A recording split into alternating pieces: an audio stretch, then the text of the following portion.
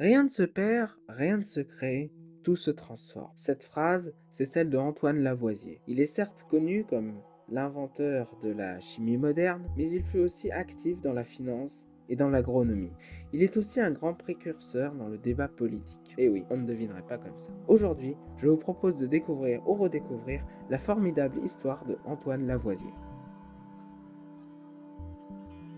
Antoine Lavoisier naît le 26 août 1743. Il vit une enfance plutôt classique jusqu'à l'âge de 5 ans où il devient orphelin de mère. Il hérite d'une grande fortune. En 1754, il intègre le Collège des Quatre Nations à Paris. Il étudie notamment les mathématiques, la chimie, la botanique, l'astronomie et la philosophie. Lors de sa dernière année d'études en cours de philosophie, il découvre et se passionne pour la météorologie, passion qui ne le quittera jamais. À l'automne 1761, il s'inscrit à la faculté de droit civil et canonique. En 2 ans, il obtient son baccalauréat de droit ainsi que la licence qui lui permet de s'inscrire au barreau de Paris l'année suivante, bien qu'il ne s'y inscrira jamais. Durant ses années d'études de droit, il étudie lors des conférences les sciences naturelles. En 1766, il est nommé lauréat du concours de l'Académie des sciences pour un essai sur l'éclairage public des salles de spectacle. Il reçoit également, au nom du roi, une médaille d'or. Antoine Lavoisier est l'un des hommes les plus instruits de son temps, et cela va grandement impacter la suite de son parcours. Suite à la remise de tous ces prix, Antoine Lavoisier effectue diverses collaborations,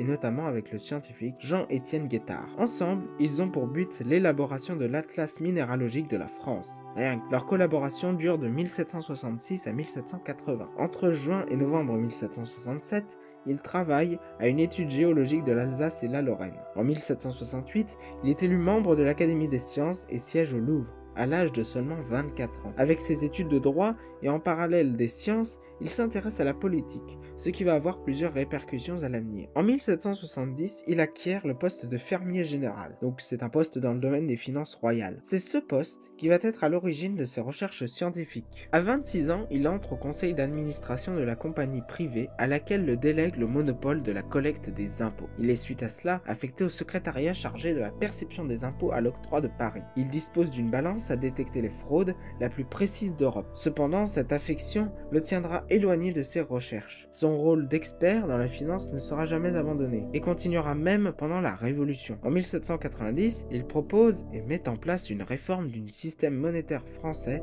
en faveur de la Révolution. Et en 1791, il propose le développement d'un système métrique qui uniformise les poids et les mesures. Le 16 décembre 1771, Antoine Lavoisier épouse celle qui va l'assister dans ses recherches, Marianne Pierrette Pauls, la fille d'un fermier général. Le rôle de Marianne Pauls fut très important dans les travaux de son mari. En effet, elle se charge de traduire des écrits nécessaires à ses recherches. Elle réalise des croquis et des gravures, elle écrit et publie ses mémoires et reçoit des figures scientifiques importantes. Si le couple Lavoisier est aussi célèbre aujourd'hui, c'est surtout pour leur découverte dans le domaine de la chimie, à tel point qu'on les considère comme les fondateurs de la chimie moderne. De 1772 à 1775, Antoine Lavoisier réalise des recherches sur l'air et sa composition. En 1779, à partir des travaux de Joseph Priestley, il baptise l'oxygène, anciennement appelé air déphlogistiqué. Il démontre que l'autre composant de l'air est l'azote. Lavoisier démontre aussi la conservation des masses lors d'un changement d'état d'une matière. Ça aussi, c'est une des lois fondamentales de la chimie. En 1778,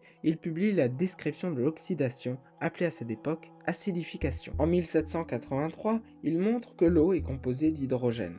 Il enchaîne les découvertes. Mais sa plus grande œuvre reste sans doute le traité élémentaire de chimie, présenté dans un ordre nouveau et d'après les découvertes modernes. Il contient tout simplement la première classification périodique des éléments. En 1777, il lit un premier rapport devant l'Académie des sciences sur la respiration, qui appartient au domaine physiologique et non chimie. Ses recherches en chimie s'étendaient même jusqu'au domaine militaire. En 1775, suite à une réforme de la ferme générale, la Régie royale des poudres et salpêtres est fondée. Il s'agit de l'ancêtre de la Société nationale des poudres et explosifs, l'actuel service interarmé des munitions. Antoine Lavoisier réalise alors des travaux de recherche sur l'amélioration de la production de la poudre. Il met alors au point des nouveaux procédés de production de salpêtres, composant de la poudre à canon, en utilisant la nitière de Georges Müller à Rochheim, en Alsace, en plus de celle de Lorraine et du Barrois. Il fut considéré comme le plus beau salpêtre du monde. Tout cela a pour conséquence un redressement financier spectaculaire. Lavoisier est alors reconnu pour les bénéfices reversés par la Régie